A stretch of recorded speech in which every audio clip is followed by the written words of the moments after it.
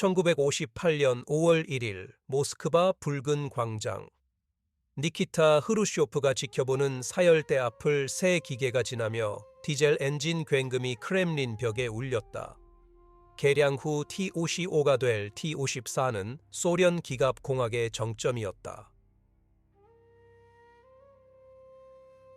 100톤 강철, 520마력 엔진, 100mm 강선포로 무장. 군중은 환호했고 서방 무관들 기록. 소련 총참모부엔 절대적 확신이 있었습니다. 이 전차는 어떤 전장도 지배하고 적을 압도하며 목표를 확보할 것이었습니다.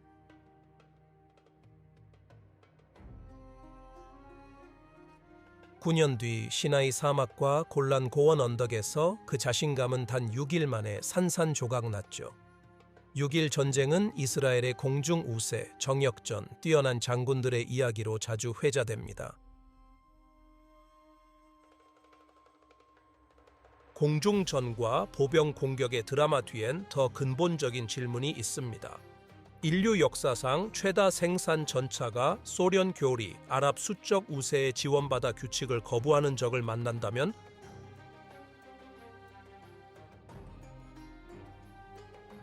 양기지를 대량 생산이 정밀 훈련을 냉전의 오만이 필사적 혁신을 만났을 때? 그 답은 중동 정치를 재편하고 현대 기갑전을 재정의하며 아무리 강력한 전쟁 기계라도 그것을 이끄는 교리와 통제하는 손길만큼만 효과적임을 증명할 것이다. 이스라엘이 일주일 만에 아랍 전차 2,000대 이상을 파괴한 비결을 알려면 T-55가 왜 무적으로 보였는지부터 알아야 합니다. T-54는 2차 대전 4년 후인 1949년 그 전쟁의 교훈을 설계돼 담아 소련군에 배치됐죠.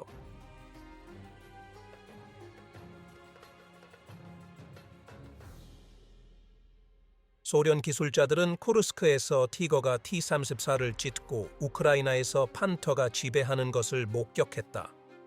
소련의 물량이 독일의 질을 간신히 이긴 모든 전투의 대가를 치렀다. T-54는 남달랐습니다. T-34를 뚫기 어렵게 한 경사 장갑에 강력한 주포, 향상된 광학 및 승무원 인체공학을 결합했죠.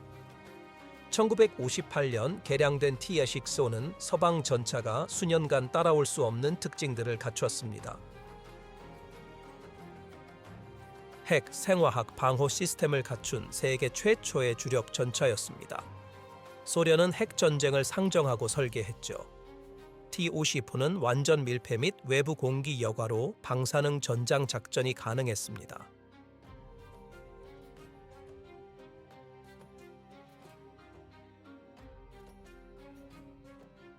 (100mm) T-SEMT 주포는 1000m에서 133mm 장갑 관통이 가능했고 당시 나토 전차를 전투거리에서 파괴하기에 충분했다.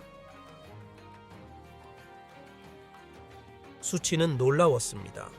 T-25는 포신 포함 9m가 조금 넘어 미형 중전차보다 작았죠. 무게는 36톤으로 서방 전차보다 가볍고 빨랐습니다. 2.4m의 낮은 차체는 발견하고 맞히기 어렵게 했죠.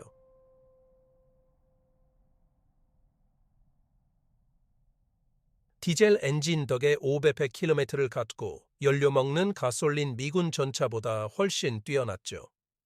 소련 교리는 장거리 진격과 적진 침투를 강조했고 T-55는 그런 전술에 딱 맞게 만들어졌죠. 하지만 가장 중요한 건 생산량이었죠. 1958-1979년 소련과 위성국들은 7만 대 이상 T-25를 생산했고 T-24 포함 시 총 10만 대를 넘었습니다. 인류 역사상 이토록 많이 생산된 전차는 없었죠. 셔먼도 T-34도요.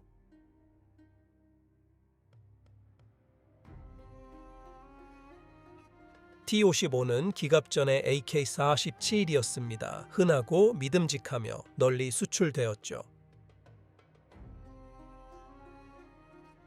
1965년 이집트 나세르 대통령은 전년도 이스라엘 보복 공격으로 드러난 군사력 약점 때문에 쇼핑 리스트를 들고 모스크바를 방문했습니다. 현대 장비, 고문, 훈련을 원했고 소련은 흔쾌히 응했습니다. 아랍 민족주의 지지는 소련 이익에 완벽히 부합했다. 중동 서방 영향력에 도전하고 수에즈 운하 통행권을 확보하며 소련의 군사 우위를 과시했다. 향후 2년간 알렉산드리아와 포트사이드의 T-34-85 Su-100 구축전차, 핵심인 T-54, T-55 중형 전차 수백 대가 하역되었고 시리아도 비슷한 물량을 받았다.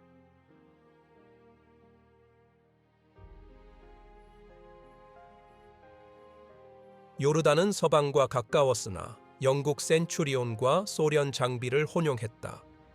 1967년 5월 이스라엘 주변 아랍국들은 약 2,500대 전차를 보유했고 이집트만 950대 이상, T-55함 500대 포함이었다. 수적으로 압도적이었다. 이스라엘은 전차 약 800대, 3대 1의 열세였다. 소련 고문단이 장비와 함께 왔다. 그들은 교리, 교범, 절대적 자신감을 가져왔다. 붉은 군대는 독일 국방군을 격파했다. 1956년 헝가리 봉기를 무자비하게 진압했던 소련의 군사 이론은 1930년대 종심 전투부터 냉전 핵 교리까지 수십 년간 기계화 전쟁을 통해 발전해왔다.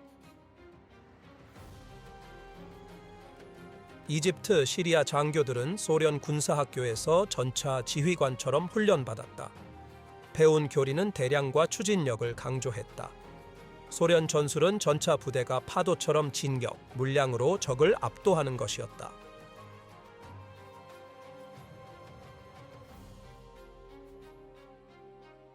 전차는 소모품, 승무원은 대체 가능했다. 중요한 건 공세의 추진력을 유지하며 적이 무너질 때까지 손실을 무릅쓰고 전진하는 것이었다. 이는 독일군에게도 통하여 그들은 방어선마다 후퇴하며 제한된 예비 병력을 소진했다. 이스라엘 같은 소국엔 통했겠죠. 하지만 소련 교리엔 너무 명백해 의문조차 없던 근본 가정이 있었죠. 제공권 유지를 전제한 겁니다. 소련 전차는 소련 공군의 엄호 아래 운용되도록 설계되었습니다. 지상 공격기는 적 대전차 진지를 제압했죠. 전투기가 종대 기총소사를 막고 헬기는 앞서 정찰 위협을 제거했죠. 모든 것은 제공권 장악에 달렸습니다. 1967년 6월 그 가정은 치명적이었죠. 소련 전차가 이집트, 시리아 기지에 진입했지만 텔아비브에선 다른 대화가 오갔죠. 이스라엘 탈 소장은 중동 지도 앞에 서서 수년간 그를 괴롭힌 문제에 골몰했습니다. 제한된 산업 역량의 소국이 소련제 기갑으로 무장한 강대국을 어떻게 이길까? 탈은 평범한 장군이 아니었습니다. 1924년 팔레스타인 출생, 이스라엘 독립 전 팔마흐 특공대에서 싸웠고 게릴라전과 재래식 군사 이론에 모두 능통했습니다. 1956년 수에즈 위기 후 이스라엘 전차의 부진한 활약에 그는 기갑부대 개혁을 맡았다. 공학자의 사고와 국가 존망이 세부에 달렸음을 아는 냉철함으로 임무에 임했고 그의 첫 결론은 명확했다.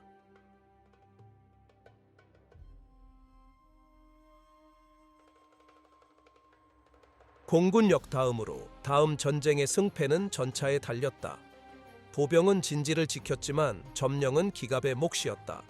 포병은 방어를 무력화했지만 돌파는 전차만이 가능했다.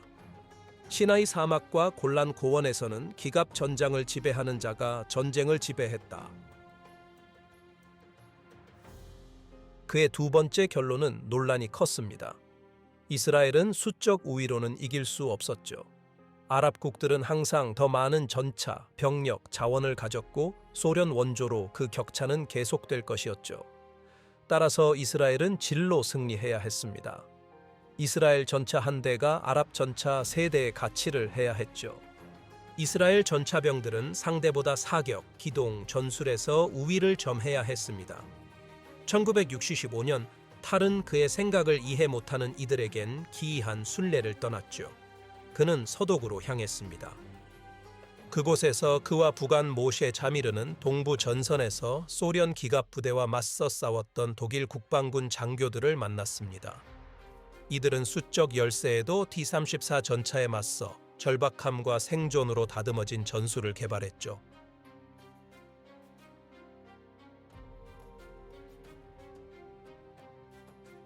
탈이 배운 건 충격적이었다. 독일군은 소련 교리가 예측 가능하다고 했다.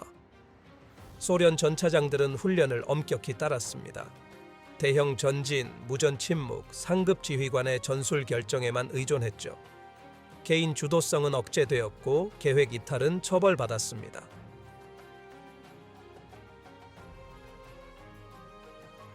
소련 전차는 계획 공세에 강했지만 돌발 기동엔 취약했다. 독일군도 탈의 짐작대로 승무원 훈련이 전차 성능보다 중요했다.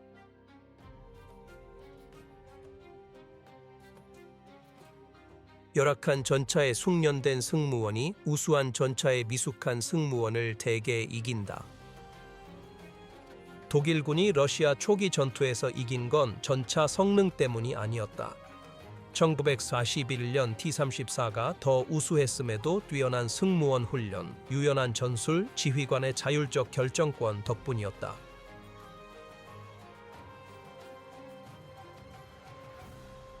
탈은 독일 전술과 이스라엘 즉흥성을 결합한 전차 부대 창설을 위해 귀국했다.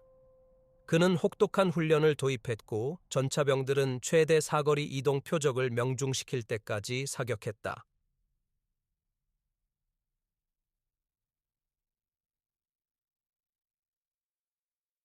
전차 간 무전 협력이 몸에 뵐 때까지 훈련했고 네게브 사막에서 운전병은 별로 길을 찾고 포수는 눈으로 거리를 재며 지휘관은 지형을 활용하도록 훈련했다.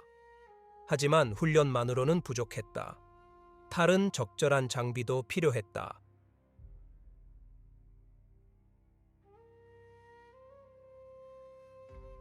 여기서 그는 중요한 결정을 내렸습니다. 이스라엘은 각국 전차를 기묘하게 혼합 운용했는데 미국 M48 패튼, 영국 센츄리온, 프랑스 AMX-13 경전차, 심지어 2차 대전 셔먼 전차까지 있었습니다. 우선순위가 문제였다. AMX-13은 빠르고 민첩, 정찰에 완벽했지만 경장갑과 소국 영포는 소련 중형 전차의 무용지물이었다. 패트는 튼튼하고 믿음직했으며 90mm 포로 잘 무장했다. 90mm는 T-서퍼 전면 장갑의 역부족이었고 센츄리온은 무겁고 느려 보급도 문제였지만 결정적인 장점이 하나 있었죠. 1950년대 후반 영국은 신형 전차포를 개발했습니다. 로열 오드넌스 L7 105mm 강선포는 소련 전차 격파용으로 설계됐습니다. 영국 정보부는 T-54 분석 후 기존 나토포의 부적 합성을 확인했고 L-세콤이 해답이었다. L7은 2000m에서 300m 이상 장갑을 뚫는 날개 안정 이탈식 철갑탄을 발사했다. 전투거리에서 어떤 각도든 T-55를 관통하기에 충분했습니다. 탈은 선택했습니다. 이스라엘은 센츄리온을 L7으로 개량하기로 했습니다. 영국 전차는 히브리어로 채찍인 쇼시 되었습니다. 미국은 이스라엘이 한계가 있는 90mm를 L7으로 교체해 패튼도 개량하는 데 동의했습니다. 구식 셔먼 전차조차 프랑스 105mm 포로 M51 슈퍼 셔먼 구축 전차로 개조되어 단일 원칙으로 통합된 무기고가 탄생했다.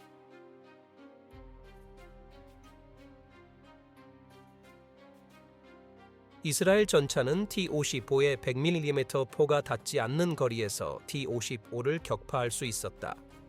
1958년엔 충분했던 소련 포였지만 60년대 중반 L7으로 개량된 이스라엘 전차는 사거리에서 확연히 우세했다. 이는 시나이의 광활한 개활지에서 엄청난 이점이었다. 1967년 5월경 이스라엘은 약 800대의 전차를 보유했습니다.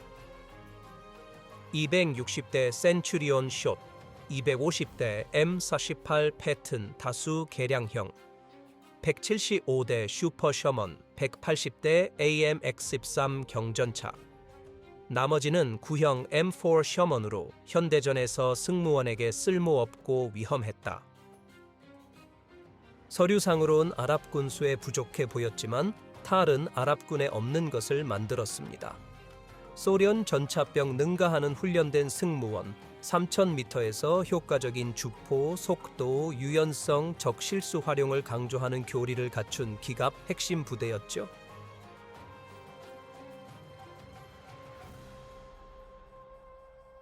판은 깔렸다. 한쪽엔 소련 장비와 교리, 다른 쪽엔 이스라엘 훈련과 기술. 필요한 건 불씨뿐이었다. 그 불씨는 1967년 5월 15일 이집트가 시나이로 기갑사단을 옮기며 당겨졌다.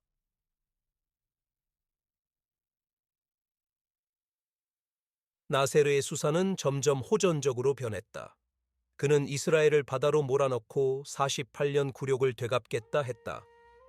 골란 고원 시리아군의 이스라엘 정착촌 포격은 보복 악순환을 낳았다.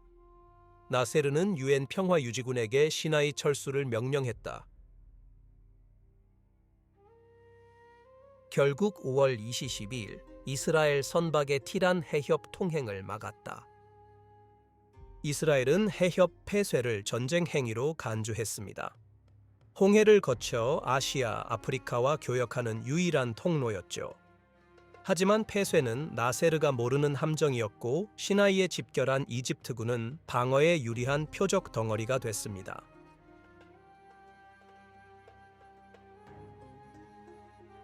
소련 교리는 신속한 공세를 지시했으나 나세르는 전차를 방어 진지에 배치했다. 그는 이전 전쟁에서 아랍군이 이스라엘 방어선에 무너졌듯 이스라엘군이 이집트 방어선에 부딪혀 자멸하리라 보았다. 그는 거의 모든 면에서 틀렸습니다. 1967년 6월 5일 오전 개밥 시 45분 이스라엘 공군은 군사 역사상 가장 야심찬 공습인 포커스 작전을 개시했습니다. 약 200대의 이스라엘 전투기가 파상적으로 이륙했습니다. 이집트 레이더를 피해 지중해를 낮게 날아 남쪽으로 향했습니다. 첫 공격은 아침 순찰 착륙, 재급유 중인 취약한 이집트 공군 기지를 강타했고 공격은 파괴적으로 정확했습니다.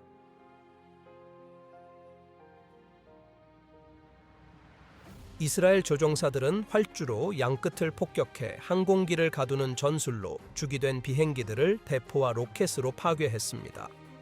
이집트 조종사들은 달려갔지만 폭발하는 것을 지켜봐야만 했습니다.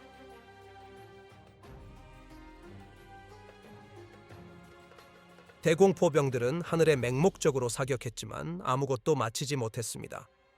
3시간 만에 이스라엘 공군은 이집트 항공기 300대 이상, 즉 이집트 전투 공군력의 약 90%를 파괴했습니다. 시리아, 요르단, 이라크는 이스라엘에 상징적 공습을 가했으나 이스라엘 공군은 이를 요격 후 시리아와 요르단 공군 기지를 공격했습니다.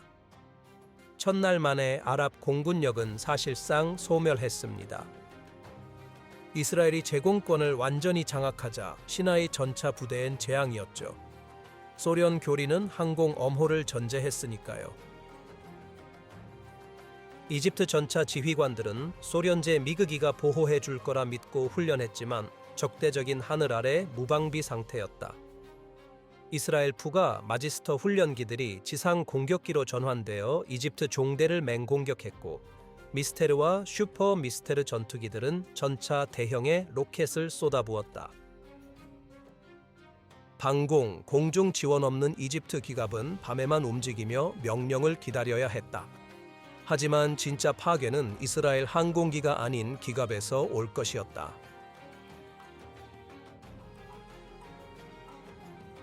39세의 아리엘 샤론 소장은 이스라엘 군부의 전설로 공격적인 전술과 어리석다고 여긴 명령을 무시하는 것으로 유명했습니다.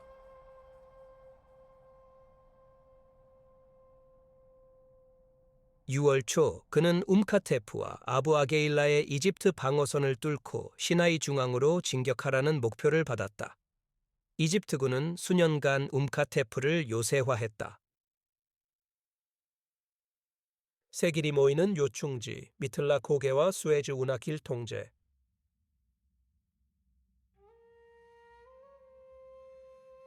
이집트 이사단은 병력 1,2,000명, T-34-85, 전차 66대, Su-100 구축전차 22대, 막강한 포병으로 진지를 방어했습니다. 5km에 걸친 3개의 평행 참호선은 벙커, 지뢰밭, 교차 사격망으로 요새화되어 있었습니다. 소련식 방어 전략은 적 공격 유도, 방어선에서 흡수, 지치면 기갑 반격.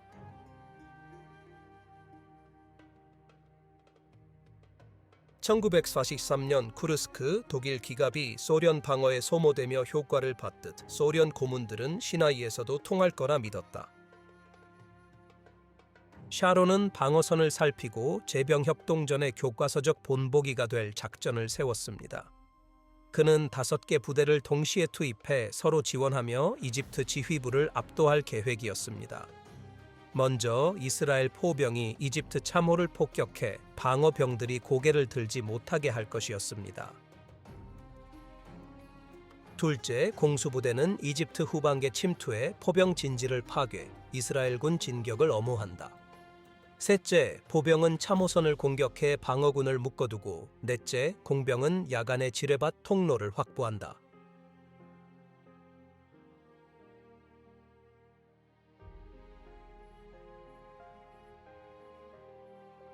다섯째, 지뢰밭이 제거되면 샤론의 기갑부대가 돌파하여 이집트 전차를 파괴하고 후방을 교란할 것이었다. 필요한 조정은 엄청났다. 모든 것이 순서대로 정확히 이루어져야 했고, 그렇지 않으면 계획 전체가 무너질 터였다. 이집트 포병이 제압되지 않으면 포병은 전멸, 지뢰밭이 제거되지 않으면 전차는 무방비, 포병이 이집트군을 견제하지 않으면 기갑부대는 분리했을 겁니다. 6월 5일 밤 10시 45분 이스라엘 포병이 포문을 열었습니다.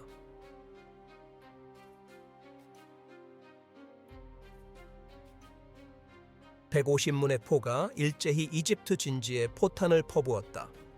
파괴 아닌 제압 목적, 병사들이 무기 대신 벙커에 숨도록 의도된 포격이었다.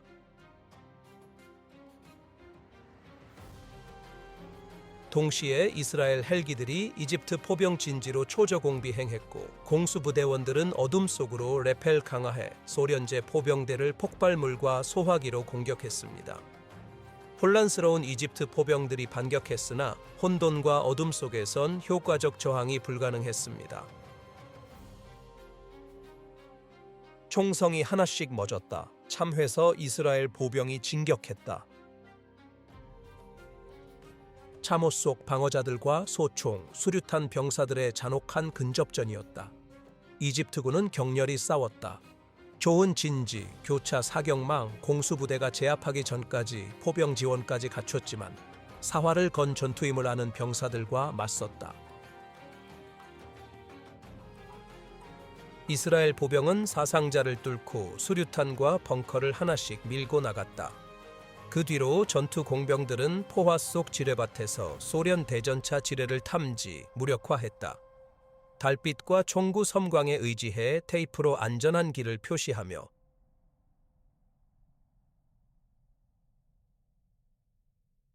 지뢰 폭발로 공병이 죽으면 다른 이가 메웠죠. 6월 6일 새벽 3시 장갑차 통과 통로가 확보되자 샤론이 명령을 내렸습니다. 센츄리온 선두 슈퍼 셔먼과 AMX 셉삼이 뒤따르는 150대 전차가 지뢰밭 통로를 진격했습니다. 이집트 지휘관들은 T-34와 Su-100의 교전을 명령했지만 이스라엘 기갑은 화력 외 이점이 있었습니다. 이스라엘 승무원들은 현대 기준으론 조악해도 소련제보다 훨씬 뛰어난 야간 투시 장비를 갖췄죠.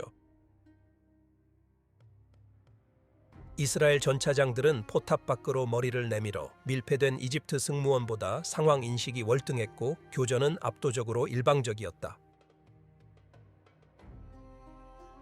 이스라엘 센츄리온은 T-34 텔-쇼 밀리텀 포가 무력한 거리에서 이집트 전차와 교전했습니다.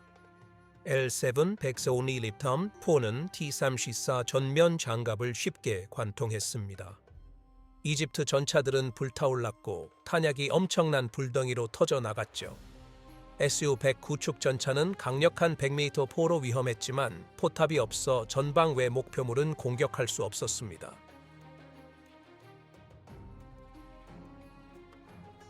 이스라엘 전차들이 얇은 측면 장갑을 뚫고 사격. 6월 6일 오전 6시 카타프와 아부 아게일라는 이스라엘 수중에 이집트 제2보병사단은 전투력을 상실했고 4,000명 이상이 사망하는 엄청난 사상자가 발생했습니다. 장갑차 40대가 파괴되거나 노획되었습니다. 이스라엘은 전차 19대 파괴, 40명 사망으로 큰 손실을 입었지만 감내할 만했습니다. 하지만 더 중요하게도 샤론은 소련 방어 교리의 신화를 산산조각 냈습니다. 이집트군은 개별적으로는 잘 싸웠지만 이스라엘의 복잡한 공격에 지휘체계가 무너졌습니다. 이집트 무정인은 엇갈린 보고로 넘쳤고 지휘관들은 신속 대응이 어려웠다. 계획된 작전엔 탁월했던 경직된 소련 체제는 예상 밖 다방면 공격에 무너졌다. 샤론이 카타프를 돌파할 때 이스라엘 포병과 장비의 압도적 우위가 다른 교전에서 입증되었다.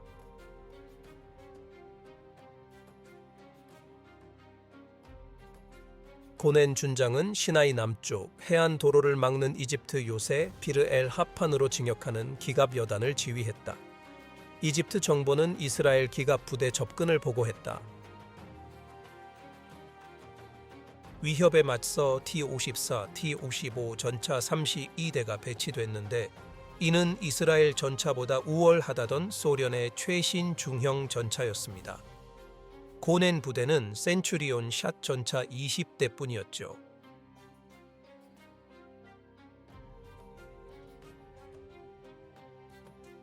군사 교범에 따르면 준비된 진지의 수적 우위 방어군이 이겨야 한다. 특히 상대 전력이 동등할 경우. 교과서는 틀렸다. 교전은 시야 좋은 개방된 사막에서 벌어졌다. 이스라엘 센츄리온은 약 3,000m에서 이집트군을 감지했다. 전차장들은 즉시 사격 명령을 내렸다. 센츄리온은 멈춰 조준을 안정시켰다. 3,000m에서 이스라엘 승무원들은 이 사격을 수백 번 훈련하며 L7포의 거리 측정, 조준, 탄도학을 꿰뚫었다. 첫 포격으로 이집트 전차 6대가 파괴되었다. 날타는 초속 1,000m 이상으로 T-15 포탑을 종잇장처럼 뚫었다.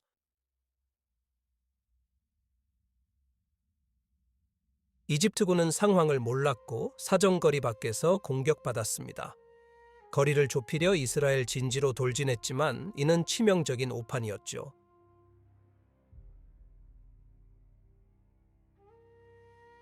움직이는 전차는 조준이 어려웠고 이집트군의 접근 기동은 이스라엘 전차들이 치명적인 정확도로 사격할 수 있는 교전 거리로 그들을 몰아넣었다. 다음 일제 사격으로 이집트 전차 8대가 더 파괴되었다. 이제 이집트 지휘관들은 자신들이 살상 구역에 있음을 깨달았다. 일부 전차는 후퇴, 다른 전차는 차체 매복을 시도했습니다. 소수는 반격했지만 백민인 포탄은 빗나갔습니다. 이스라엘 센츄리온은 거리를 유지하며 정확히 사격, 체계적으로 전진했습니다. 이스라엘 교리는 첫발 명중을 강조했습니다. 일격필살은 슬로건이 아니었다. 포수들은 반사적으로 발사하도록 훈련받았죠. 소련 훈련을 받은 이집트 승무원들은 여러 발을 쏴 관측으로 명중시켰지만 첫 발의 전차가 불타면 소용없었죠. 교전은 30분도 안 걸렸습니다.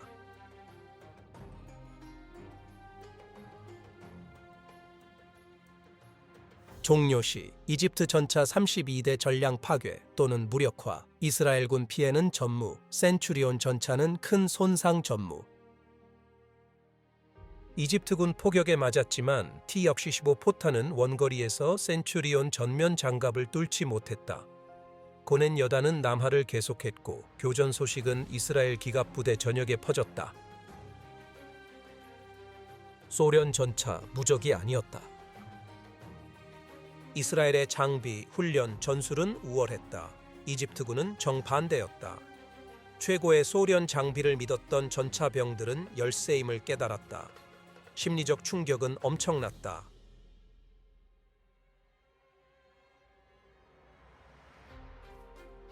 공중 엄호 상실로 흔들리던 이집트군의 사기는 붕괴하기 시작했습니다. 이스라엘 기갑 부대가 나타나자 일방적 교전을 피하려 전차를 벌였습니다. 이것은 비겁함이 아니라 합리적인 계산이었습니다. 소련 교리는 이들을 공중 지원과 포병을 갖춘 연합 작전 체계의 일원으로 싸우게 훈련시켰던 것입니다. 시스템은 붕괴되었고 지원 없이 우월한 적 전차에 맞서야 했다. 생존을 위해 도주가 필요했다. 둘째 날 말 이스라엘 기갑 부대는 시나이를 질주했다.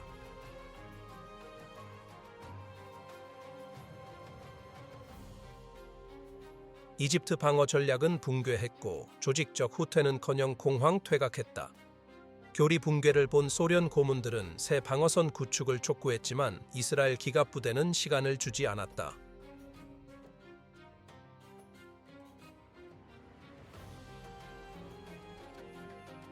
이집트군이 진지를 구축하려 하면 이스라엘군이 불시에 나타나 격파했습니다.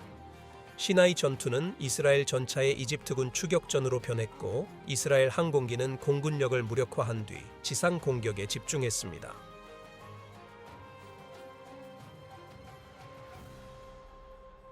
수에즈 운하 서쪽 길은 사격장이 됐다. 이집트 전차, 트럭, 장갑차들이 긴 대열로 도주하며 이스라엘 공군과 추격 기갑 부대의 쉬운 표적이 되었다.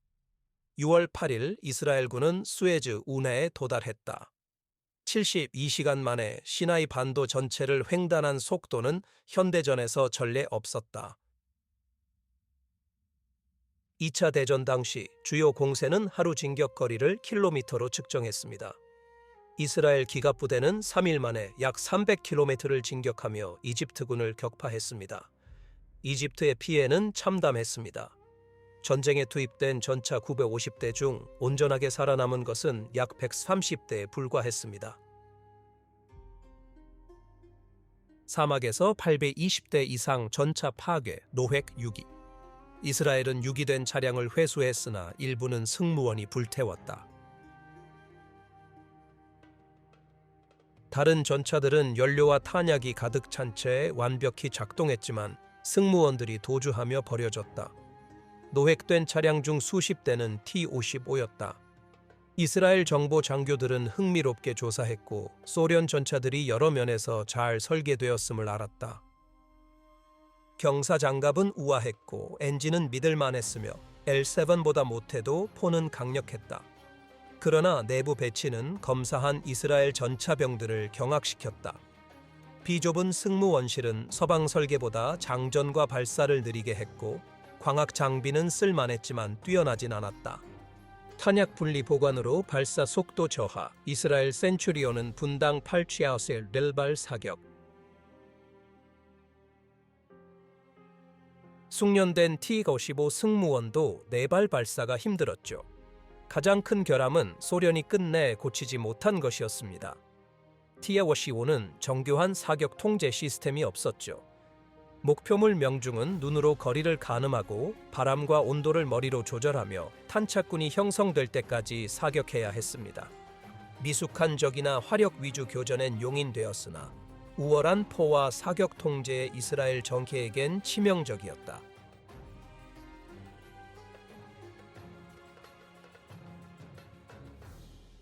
시나이 사태 중 이스라엘은 북부 국경에서 위기를 맞았습니다. 시리아는 수년간 곤란 고지에서 이스라엘 정착촌을 포격했습니다.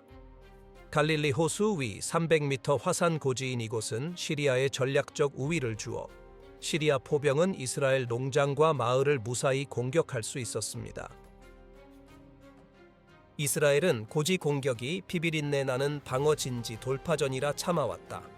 하지만 이집트와 요르단군이 약화되자 기회가 왔다.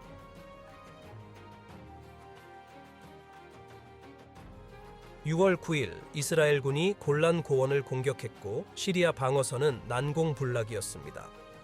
광범위한 요새, 강화 벙커, 지뢰밭, 대전차 참호 등을 구축했죠. 고원에 260대 이상 T-94, T-95 전차를 배치, 포탄만 노출되는 엄폐 진지에 자리 잡았습니다.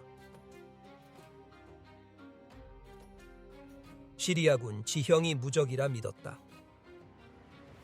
공격군은 포화 속 좁은 길에서 시리아군에 노출되어 큰 희생이 예상됐다. 이스라엘은 정면 공격 대신 보병으로 진지 소탕 후 기갑 돌파를 택했다.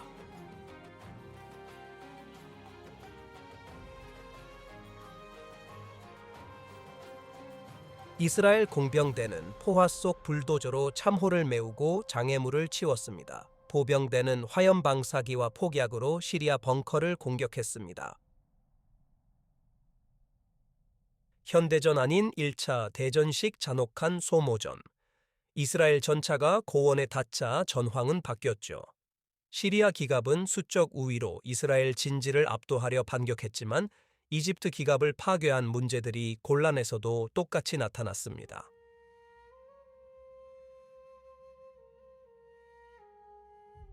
소련 교리 시리아군이 대형 진격했지만 이스라엘 전차는 원거리에서 격파했다.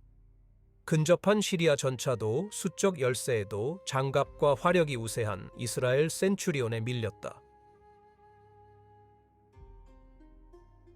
이스라엘의 시나이 승리 심리적 영향은 시리아군에도 미쳤다.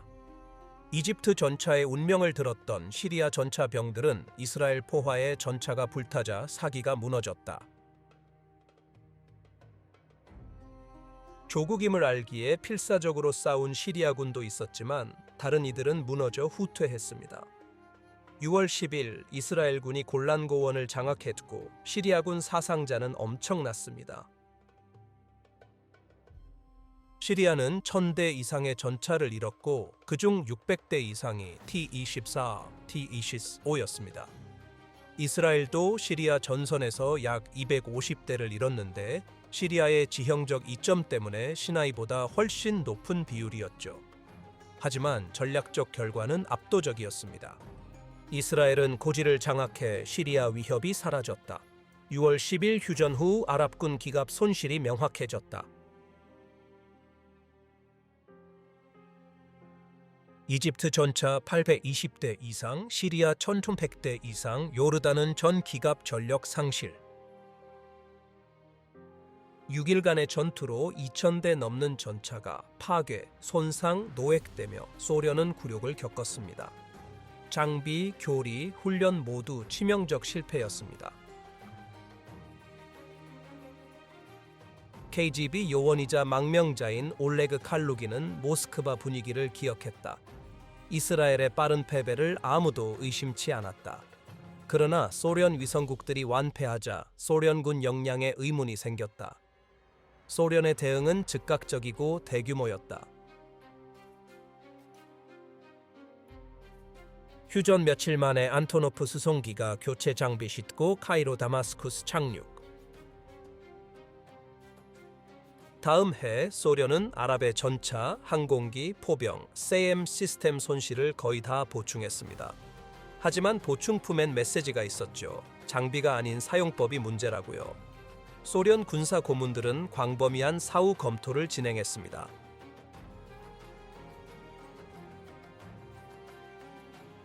여러 실패가 드러났다. 아랍군 사격술은 이스라엘군에 비해 미숙했다. 아랍 지휘관들은 소련 교리와 다른 이스라엘군 움직임에 경직되어 적응 못했다. 연합 작전 조율도 실패했다. 가장 중요하게도 첫날 제공권 상실이 모든 것을 망쳤습니다. 하지만 소련은 더 근본적인 문제를 인정하지 않았죠. 소련 교리는 중앙 유럽에서 나토와 싸우도록 발전했는데 그곳에선 수적 우위, 제공권, 대규모 포병의 이점을 누릴 것이었죠. 아랍 국가들이 이점이 없던 중동에 그 교리를 적용한 것은 근본적 결함이 있었다. 아랍은 소련 방식을 그대로 베낄 수 없었고 상황, 능력, 적에 맞춰 적용해야 했다. 이스라엘에게 노획 전차는 기회이자 역설적인 해결책이었다. 시나이엔 버려진 T-54, T-55 수백 대가 완벽히 작동했다. 이스라엘 군수 전문가들은 노획한 소련 전차들을 조사 후 유머러스한 결정을 내렸습니다. 노획 전차들을 이스라엘 용도로 개조해 원래 운용했던 군대에 맞서 사용하기로 한 것입니다. 개조는 대대적이었습니다. 이스라엘 기술자들은 소련 100m의 디게센 T4를 떼어내고 그들을 파괴한 영국 L7 105m 포로 교체했습니다. 이스라엘 전자장비로 사격 통제 및 통신 시스템을 개선하고 화재 위험 감소를 위해 탄약고를 개조했으며 일부 모델엔 이스라엘 디젤 엔진을 장착해 신뢰성과 부품 호환성을 높였습니다.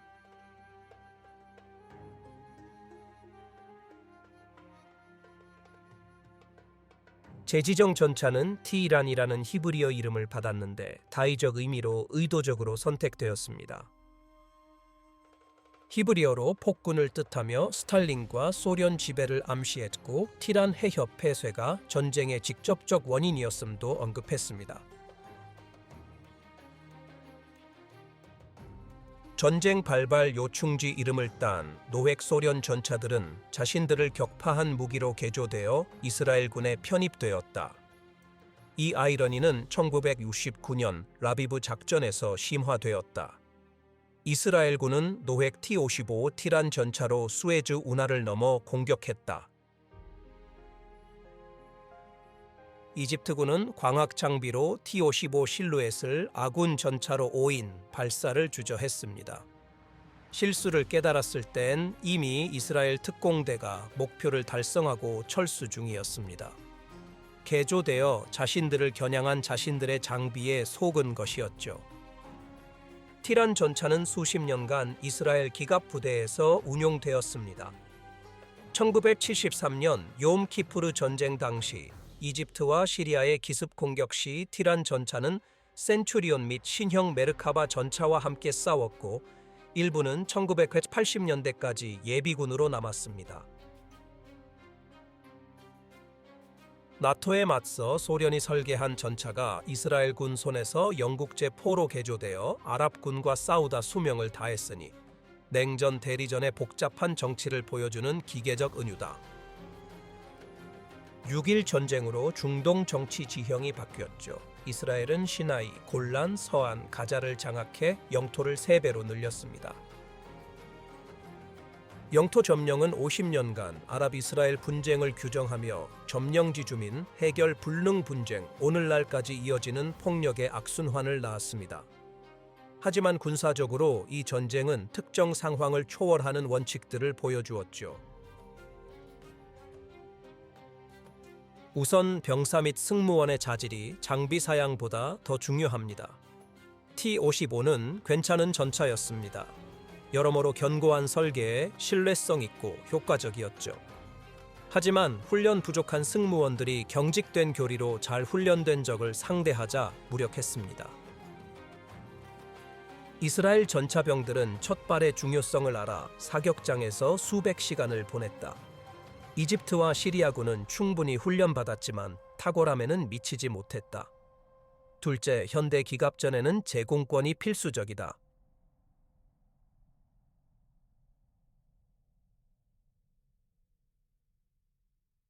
소련 교리는 공중 엄호가 필수였다. 그 가정이 사라지자 시스템은 붕괴했다. 시나이 이집트 전차는 이스라엘 항공기 회피에 기갑 전투만큼 힘썼다. 골란 시리아 탱크는 이스라엘 전투기 등장의 후퇴, 지상전 유리해도. 머리 위적기 위협은 의사결정을 마비시키고 사기를 꺾었다. 셋째, 합동작전은 연습과 유연성이 필수다.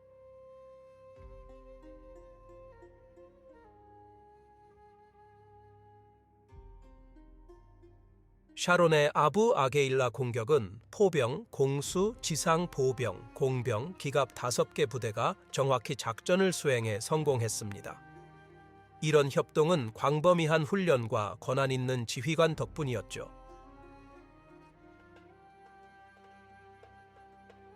소련 교리도 협조를 강조했지만 상급 지시의 중앙 집권적 협조였다. 이스라엘 공격으로 이집트 지휘부가 교란되자 부대들은 적응하지 못했다. 넷째, 양은 그 자체로 질이 되지만 효과적으로 활용해야만 합니다. 아랍군은 전차, 병력, 총이 더 많았지만 시나이 이집트 기갑은 방어와 기동 예비대로 나뉘어 결정적 작전에 집중되지 못했습니다.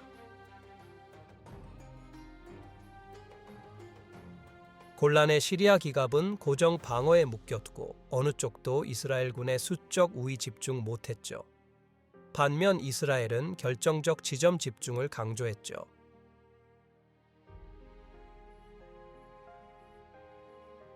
이스라엘군은 국지적 우위 위해에 다른 전선 비우고 속도와 기동성으로 약점 보완. 다섯째, 기술은 중요하나 예상과 다르다.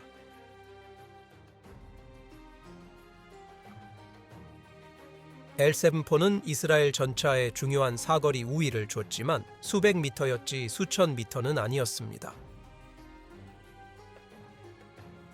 그 2점 활용 훈련, 원거리 명중 사격 통제 시스템, 초탄 명중 교리가 더 중요했다. 기술은 전력 증강 요소지만 사용하는 병사 능력을 증폭시킨다.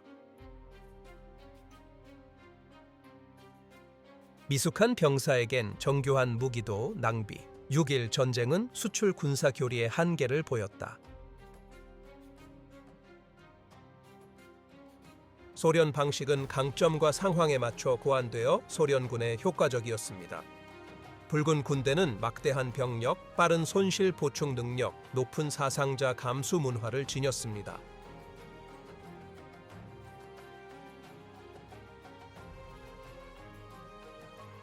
아랍군은 이런 이점이 없었죠. 인구와 산업 역량 부족, 군사 패배가 정권 전복으로 이어지는 정치체제였죠.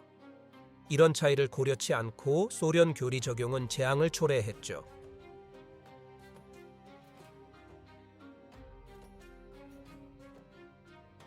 미국과 나토는 6.1 전쟁에서 안도와 경고를 얻었습니다. 안도는 소련 장비도 패배할 수 있다는 점, 경고는 중동 상황이 중앙 유럽과 다르다는 점이었습니다.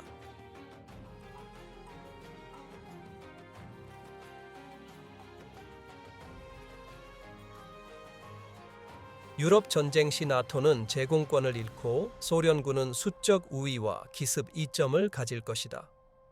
이스라엘 전술은 나토에 통하지 않을 수 있다. 그 전쟁은 군사 조달 및 교리에 큰 영향을 주었다. 서방군은 이스라엘 전술을 집요히 연구했고 승무원 훈련과 포술 기준이 높아졌으며 제병 협동 중요성도 강화됐다. L7 주포의 효과를 본 미영 설계자들은 차세대 전차에 더 강력한 무기가 필요하다고 판단, 영국 L1R 120mm 독일 라인메탈 120mm 활강포로 이어져 40년간 전차 무장의 표준이 되었습니다.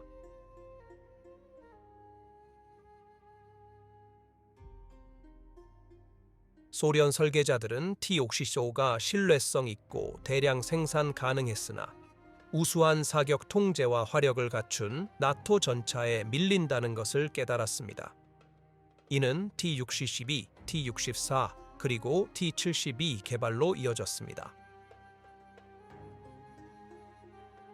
6.1 전쟁 교훈을 각자 담아 소련 교리는 공중 방어와 적이 우세한 훈련을 활용할 틈을 주지 않는 신속하고 압도적인 공세에 더 큰 비중을 두게 되었다. 특히 전차전에서는 6.1 전쟁으로 쿠르스크나 노르망디처럼 대규모 전차 부대가 전세를 결정하던 시대가 끝나가고 있음을 보여주었다. 현대 대전차 무기 전투기, 미사일, 전차포로 대규모 기갑 부대는 취약해졌다. 미래는 더 작고 정교하며 협력, 정보, 공군 통합이 뛰어난 기갑 부대에 있었다.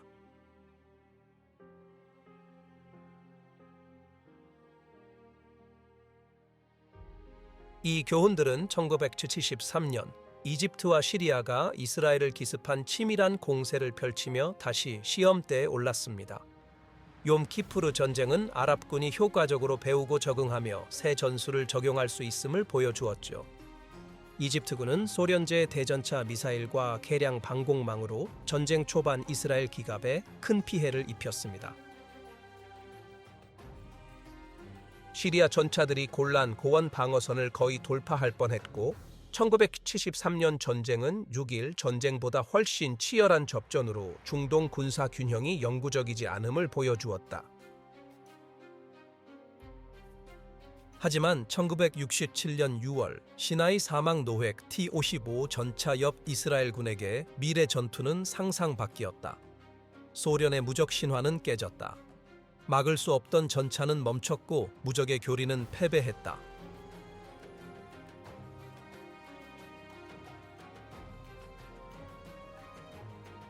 압도하려던 물량은 기동 전술에 제압당해 파괴되었다. T-95는 전 세계 수십 개 분쟁, 베트남, 아프리카, 중동, 아프가니스탄 등에서 활약했다. 50개국 이상이 운용했고 60년이 지난 지금도 일부 국가는 T-15 개량형을 씁니다. 어떤 면으로 보나 성공작이었고 세계적으로 냉전 시대의 가장 중요한 전차였죠. 1967년 6월 6일간의 사건으로 명성은 회복되지 못했다.